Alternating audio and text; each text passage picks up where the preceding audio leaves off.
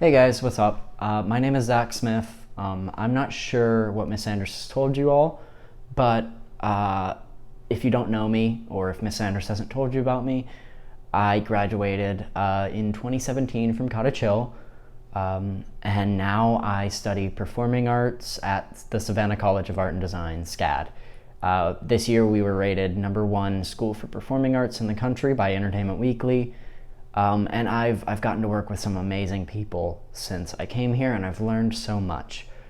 So Miss Sanders has asked me to come and talk to you guys virtually over Zoom. And the first thing that she wanted me to talk to you guys about is auditioning.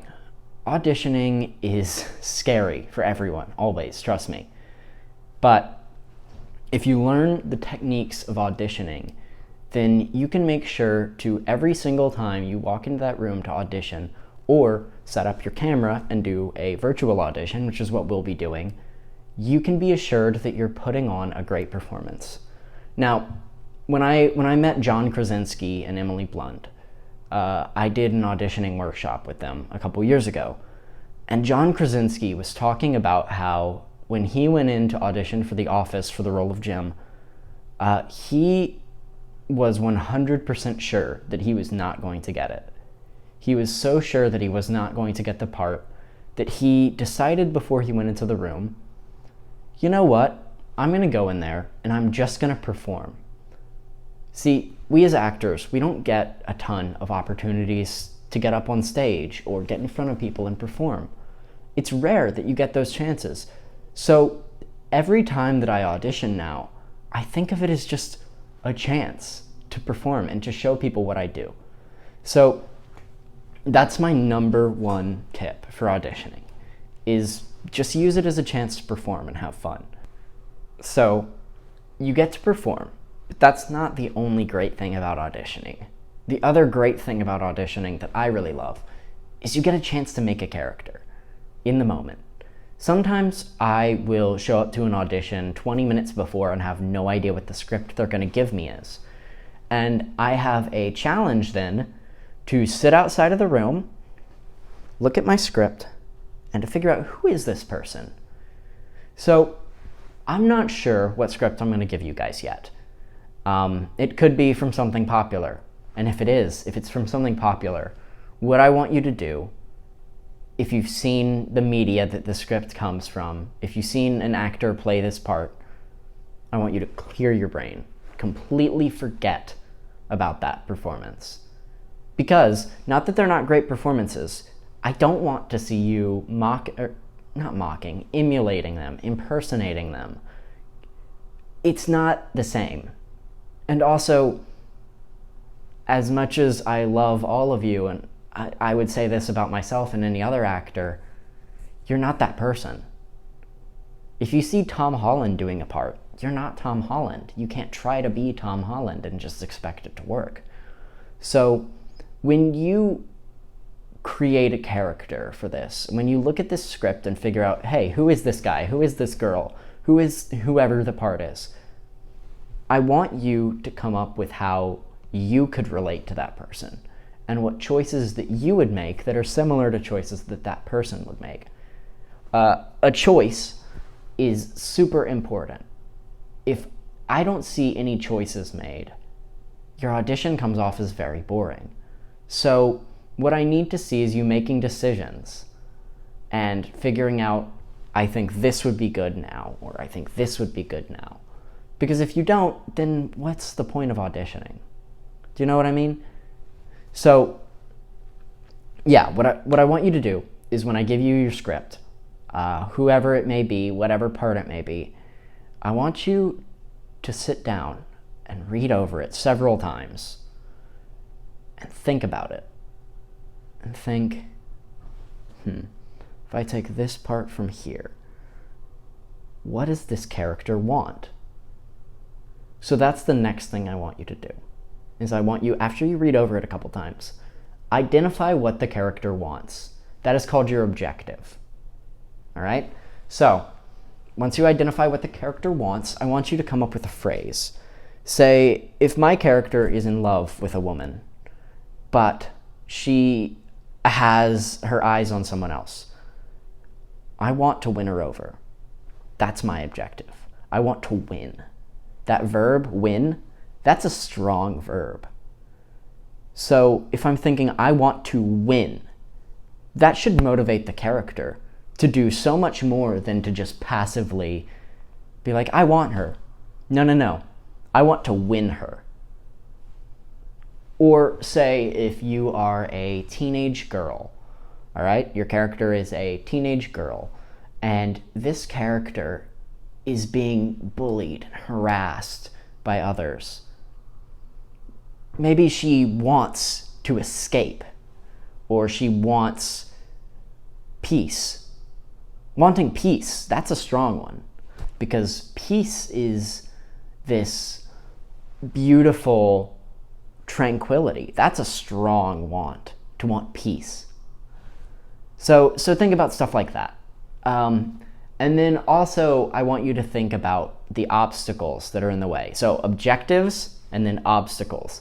Obstacles are obviously like, for the teenage girl example, if she's being bullied, the obstacles to her getting peace would be the bullies.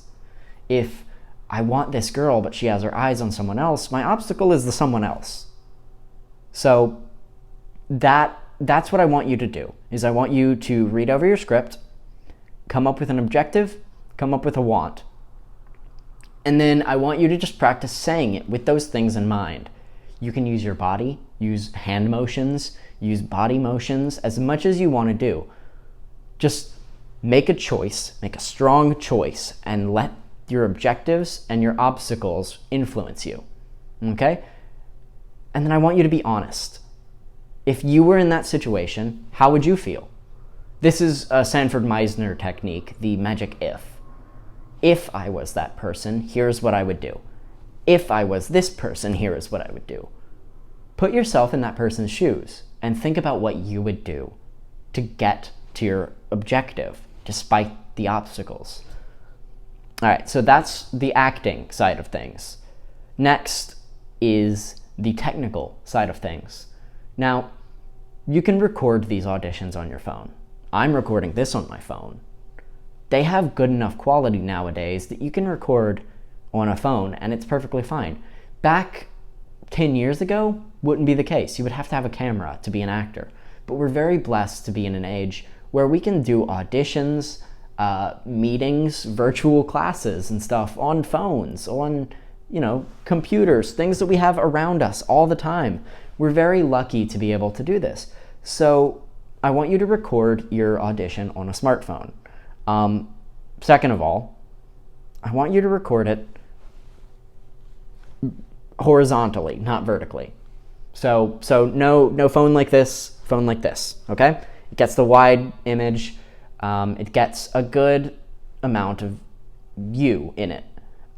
My framing right now actually is not great for an audition. If I was to be auditioning, I would adjust my camera so that there's a little bit of room above my head.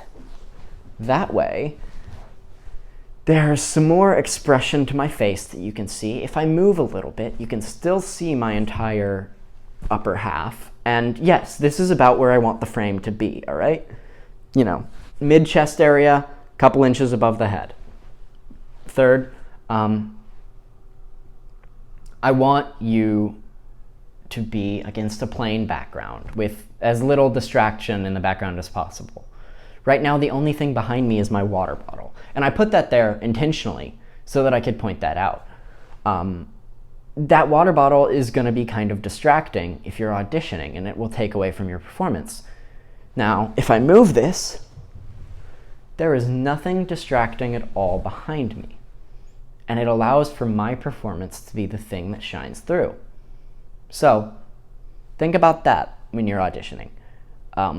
You don't want things to distract from your performance behind you. So, yeah, that's what I want on the technical side of things. Also, if possible, I don't know if the script I'm going to give you has dialogue or if it's just a monologue, but if it has dialogue, so a conversation between two people, what I don't want you to do is just read your part, read your part, read your part. Now just stare and wait for the other person and not have someone on the other side of the camera actually saying anything.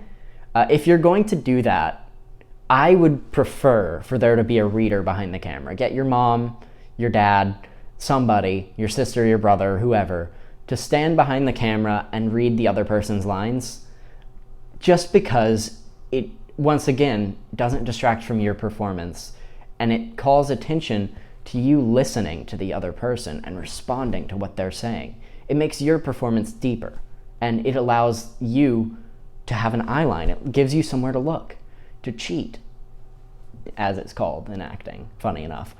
So yeah, that's about what I want, performance-wise. I'm not sure when Miss Sanders wants these back or anything, but when this goes up, I will make sure to be able to answer any questions that you guys have. My email address is ztsmith251@gmail.com. If you have any questions at all about this assignment, please let me know, and I would be happy to respond. So yes, that's about what I want for your audition. Now, I'm going to talk to you a little bit more about the auditioning process and how, as an actor, sometimes it can be pretty frustrating to audition because it's someone else judging you. And it's a hard mentality to break out of, but you need to as an actor, because auditions are such an essential part of this job that when you're not working, auditioning is your job, if you think about it. I mean, if I'm not working on a set every day, then my job is to audition so that I can get work. So they're a thing that is essential at this point. It's the same as when you're unemployed and you're applying for jobs and you get interview after interview. If you hate auditioning and if you hate interviewing, then your interviews are going to be bad and your auditions are going to be bad. So by practicing and learning new techniques to make your auditions better, you'll like auditioning a lot more, which is true for me. I love auditioning now because I've learned how to do it, and I've learned that I just bring myself. And if someone doesn't like who I am, then too bad. As an actor, and the best actors actually have said that 1 out of every 15 to 20 auditions they get a callback for. So 1 out of 15 to 20. That's insane, right? And those people are auditioning, nearly every day, if not every day. I audition maybe, 1 or 2 times a week, sometimes 3 if I'm really lucky. Right now, I'm barely auditioning at all because of everything going on. However, I have been auditioning for some voice acting work, which has been fun. But you have to understand that when you audition, you are not auditioning to get the part. If you do get the part, awesome. But that's not the reason we audition. The reason we audition is to perform. And I think that is the key. If I get a job, that allows me to perform more. So I should use that as my motivation to perform well in the audition. Because if I perform well, then I might get to perform more. But if I don't get it, I'm still going to go perform other places. I'm still going to audition for other things. So use this as an opportunity to get outside of your comfort zone and to practice. I had a casting class last quarter where we ended up doing, I want to say, 7, 8 auditions just for that class within the span of, 5 weeks. So it was easy for us to get tired of that. But what I learned from that class by having Mikey Hilbrun as my teacher, who was the head of casting at the CW for 15 years, used to work at Tyler Perry Studios in Atlanta, used to work for NBC. She's worked for a long time. And what I learned from her and self-taping for her was I learned what a casting director likes. And more than anything, they like to see you.